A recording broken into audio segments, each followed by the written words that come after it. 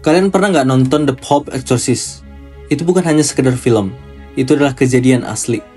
Namanya bukan sekedar legenda internet, ia merupakan sosok nyata. Imam yang ditunjuk resmi sebagai eksorsis keuskupan Roma. Dan yang bikin kisahnya menegangkan bukan horor ala film, tapi beban keputusannya yang berada di garis tipis.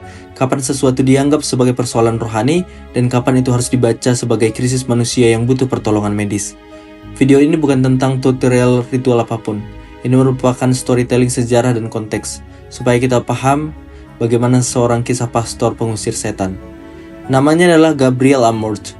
Amorth lahir pada 1 Mei 1925 di Modena, Italia. Ia ditabiskan menjadi imam pada tahun 1954.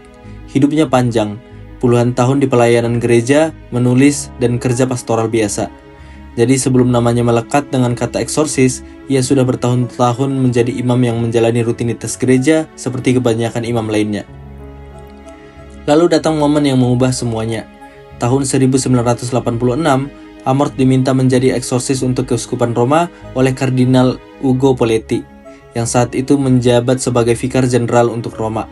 Di titik ini, tegangnya mulai kerasa, karena itu bukan jabatan simbolik. Ini tugas yang kalau salah langkah, dampaknya bisa ke hidup orang. Banyak yang membayangkan eksorsisme seperti di film. Satu orang datang, lalu ritual, lalu selesai. Dunia nyata jauh lebih ketat.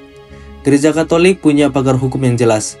Dalam Canon Law 1172 disebutkan bahwa tidak boleh seorang pun melakukan eksorsisme secara sah tanpa izin khusus dan tegas dari otoritas setempat.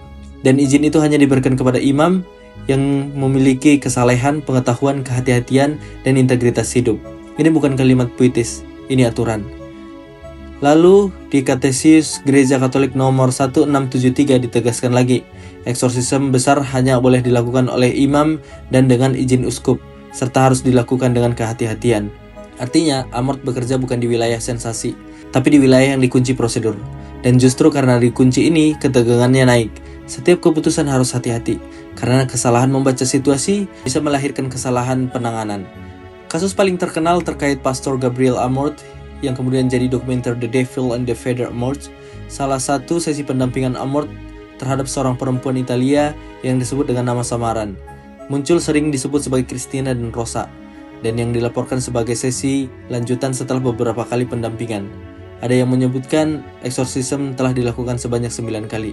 Tegangnya bukan karena suasana teatrikal, justru karena lokasinya sederhana dan terlihat mentah. Sementara Amorth mengaitkan kasus ini dengan faktor konflik keluarga dan dugaan kutukan sebagai pemicu.